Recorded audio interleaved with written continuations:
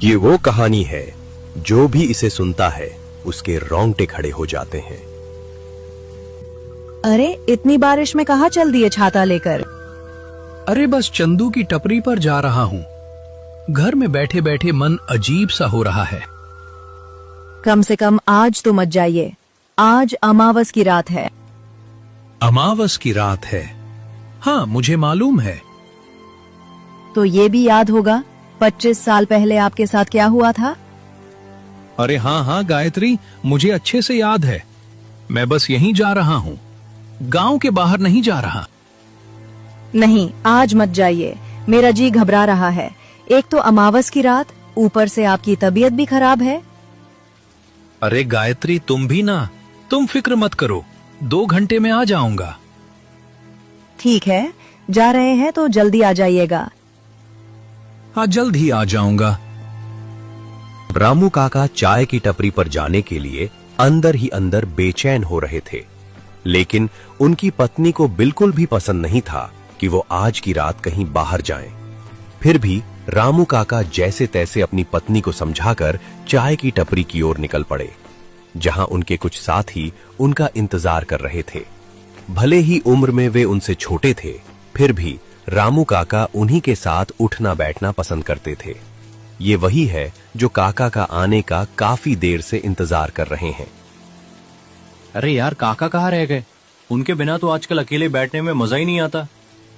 सही कहा रितेश, इस समय तक तो काका आ जाते हैं, आज पता नहीं कहाँ रह गए। एक काम करते हैं, उनके घर ही चलते हैं। मैं नहीं जा रहा। पिछली बार याद है ना क्या हुआ था? उनकी बीवी कितना गुस्सा कर रही थी। सही कहा भाई, लगता है आज काका के बिना ही बैठना पड़ेगा। तीनों रामू काका का इंतजार कर रहे थे। तभी कुछ देर बाद रामू काका आते हुए दिखाई दिए। वो देख, काका आ गए। अरे हाँ, ये तो रामू काका है। अरे काका, हम तीनों को तो लगा था कि आप आओगे ही नहीं। हाँ काका, आपके ही बारे में बात चल रही थी अभी। अरे बारिश की वजह से लेट हो गया। कोई नहीं काका, आप बैठिए। आप जैसे ही आते हो अलग ही माहौल बन जाता है। रामू काका वहां बैठते हैं और बातों का सिलसिला शुरू हो जाता है। चाय की टपरी पर अचानक माहौल शांत हो गया। सभी की नजरें रामू काका पर टिक गईं और बारिश की आवाज के बीच उनकी कहानी शुरू होने ही वाली थी। आज किसकी बारी है कहानी सुनाने की? भूल गए काका, आज रविवार है। आज कहानी आप सुनाओगे। अच्छा, आज मेरी बारी है क्या? दरअसल आजकल दिमाग काम नहीं कर रहा है। कोई नहीं चाचा, सुनाओ सुनाओ, आज तो अलग ही माहौल है। अच्छा, तो आज मैं तुम लोगों को अपनी जिंदगी का डरावना किस्सा सुनाता हूँ। ये बात मेरी जवानी के वक्त की है। उस वक्त तकरीबन बहुत रात हो चुकी थी और बारिश इतनी तेज थी कि रुकने का नाम नहीं ले रही थी। उस दिन मैं अपना काम खत्म करके ऑफिस से निकला ही था और वहां के बस स्टॉप के पास किसी बस का इंतजार करने के लिए रुक गया। मेरे आसपास अब कोई भी नहीं था, वहां सिर्फ मैं ही इंतजार कर रहा था। कुछ देर इंतजार करने के बाद मुझे अंदाजा हो गया कि जो आखिरी बस थी वो भी छूट गई है। तभी मेरी नजर रोड पर पड़ी तो मैंने वहां एक अजीब सी बूढ़ी औरत देखी।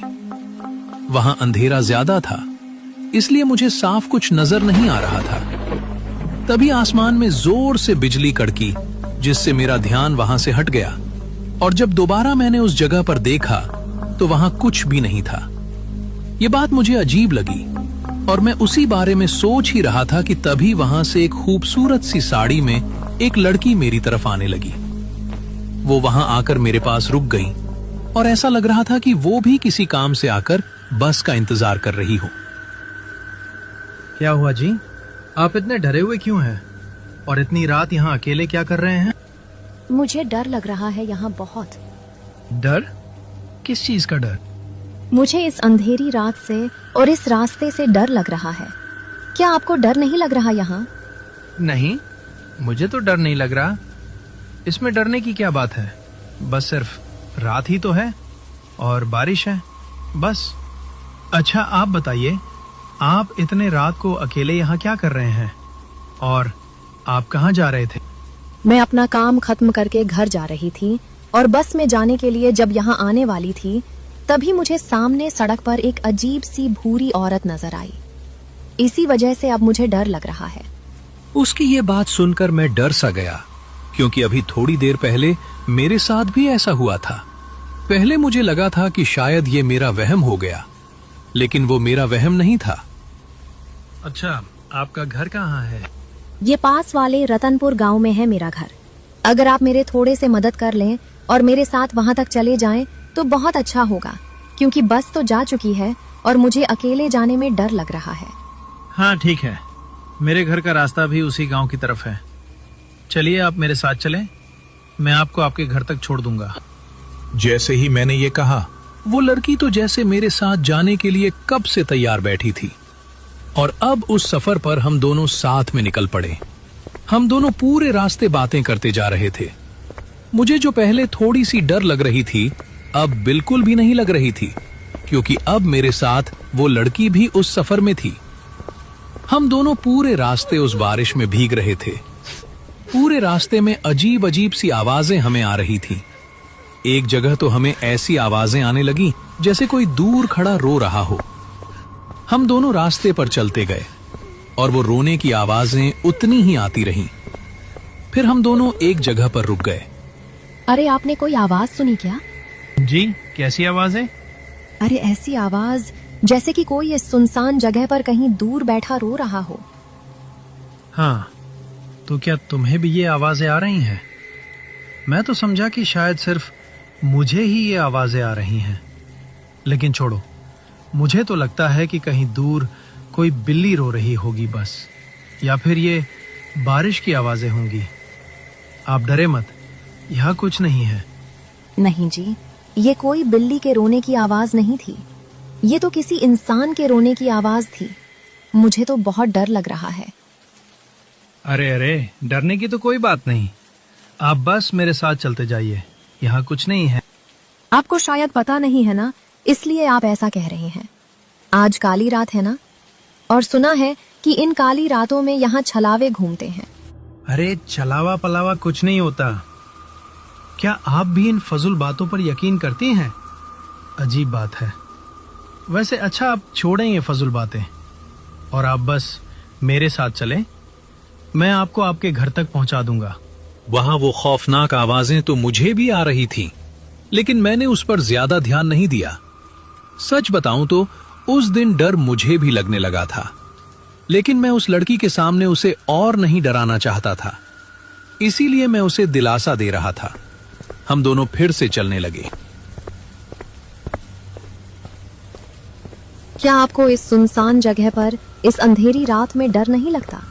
नहीं, इसमें डरने की क्या बात है, बस सिर्फ अंधेरा और बारिश ही तो है। नहीं साहब जी, बस सिर्फ अंधेरा और बारिश नहीं है, यहाँ पर और भी बहुत कुछ है। उसका इतना कहते ही मेरे पैर एकदम रुक गए। और भी बहुत कुछ है का क्या मतलब, और क्या है यहाँ पर? मैंने सुना है कि यहाँ पर इस सुनसान रास्तों पर छलावा घूमता है और लोगों को अपने बातों में लगाकर उन्हें अपना शिकार बना देता है। नहीं, मैंने पहले भी कहा था कि ये छलावा फलावा जैसा कुछ नहीं होता। ये सब बस पुराने झूठी बातें हैं बस। आपने कभी देखा नहीं होगा ना, इसलिए आप ऐसी बातें कर रहे हैं। जिस दिन आपका सामना सच में छलावे से होगा, उसके बाद फिर आप ऐसी बातें नहीं करेंगे साहिब जी। यार, तुम तो ऐसे बातें कर रहे हो जैसे कि तुमने सच में कोई छलावा देखा है। तो बताओ फिर, कैसा दिखता है तुम्हारा छलावा? प्यारा है या नहीं? छलावा प्यारा कहाँ होता, वो बहुत ही खतरनाक होता है। अगर एक बार वो किसी को पकड़ ले तो फिर उसे आसानी से नहीं छोड़ता। अगर कोई भी चालावे के जाल में एक बार आ गया तो फिर उसका बचना बहुत मुश्किल है। वो सब तो ठीक है, लेकिन तुमने मुझे बताया नहीं। क्या तुमने सच में कोई छलावा देखा है? हाँ साहब जी, मैं छलावा ही तो हूँ। उसका ये कहते ही मैं एकदम से रुक गया, मगर जब मैंने पीछे देखा तो वो लड़की वहां नहीं थी। वो अचानक ऐसे गायब हो गई जैसे कभी थी ही नहीं। अब मुझे उसके बातों से डर महसूस होने लगा था। मुझे समझ नहीं आया कि वो आखिर कौन थी और अचानक ऐसे कैसे गायब हो गई। मैं अब बहुत ज्यादा डरा हुआ था। मेरा पूरा जिस्म मानो जैसे थम सा गया हो। मैंने इधर उधर देखे बिना ही फिर से चुपचाप चलना शुरू कर दिया, क्योंकि मेरे पास और कोई रास्ता नहीं था। मैं वही था जो ये चलावा भूत पर यकीन नहीं करता था, लेकिन अब उस लड़की की बातों की वजह से मैं डरने लगा था। मैं बस किसी तरह इस रास्ते को पार करना चाहता था। वो रास्ता खत्म होने का नाम ही नहीं ले रहा था।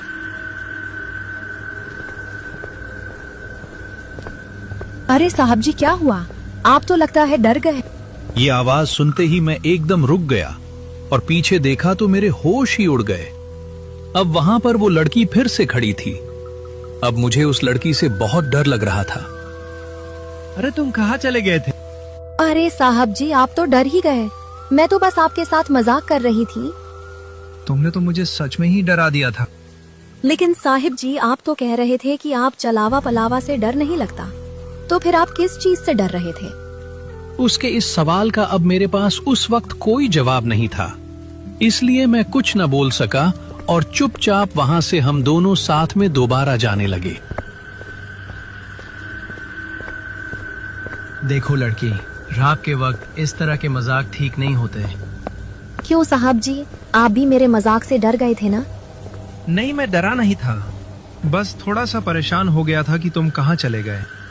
अच्छा, तो मतलब कि अभी भी आपको लगता है कि छलावा वगैरह कुछ नहीं होता? अच्छा, तुम अब बस ये बातें छोड़ो ना, कोई और बात करते हैं। अच्छा देखो, अब बस हम घर पहुंचने ही वाले हैं। नहीं साहब जी, घर तो अभी बहुत दूर है। लगता है कि तुम्हारा इस रास्ते से ज्यादा आना जाना रहता है, इसलिए तुम्हें रास्तों का पता है। क्या हर रोज इस रास्ते में अकेले जाने से तुम्हें डर नहीं लगता? क्योंकि यहाँ तो इस वक्त कोई भी नहीं जाता। नहीं साहब जी, मुझे डर क्यों लगेगा, क्योंकि मैं खुद एक छलावा हूँ। तुम भी वैसे अच्छा मजाक कर लेते हो। इस बार मैं कोई मजाक नहीं कर रही। उसका इतना कहते ही मैं दोबारा रुक गया और पीछे देखा, तो अब पीछे वो लड़की दोबारा से गायब हो चुकी थी। ये देखकर अब मैं सच में बहुत घबराया था। देखो लड़की, रात बहुत हो चुकी है और हमें जल्दी गांव पहुंचना है, तो प्लीज ऐसा मजाक बार बार मत करो। मुझे वैसे भी ऐसे मजाक बिल्कुल भी पसंद नहीं। अब चलो, मजाक ना करो और जल्दी से बाहर आओ। अब हमें घर भी पहुंचना है। मैंने उसे बहुत आवाज दी, लेकिन वो बिल्कुल भी बाहर नहीं आई। देखो, अगर तुम 1 मिनट में बाहर नहीं आए तो मैं इस बार तुम्हें यहाँ अकेले छोड़कर चला जाऊंगा। मैं सच में इस बार तुम्हें यहाँ छोड़कर चला जाऊंगा, तो प्लीज अब निकलो। अब मेरे बार बार कहने पर भी वो बाहर नहीं आई और मैंने वहां से जाने का सोच लिया था, लेकिन मुझे उस लड़की की भी थोड़ी फिक्र हो रही थी। आखिरकार रात बहुत काली हो चुकी थी और बारिश भी थी, इसलिए मुझे वहां से जाना ही ठीक लगा।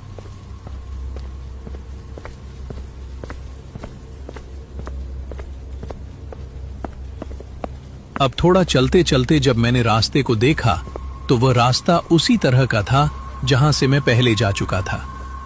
जब मैंने चारों तरफ देखा तो मुझे यह महसूस होने लगा था कि यहां कुछ न कुछ ठीक नहीं है, लेकिन अब मुझे कुछ समझ नहीं आ रहा था और मेरे पास कोई और रास्ता भी नहीं था, इसलिए मैं बस चलता ही जा रहा था।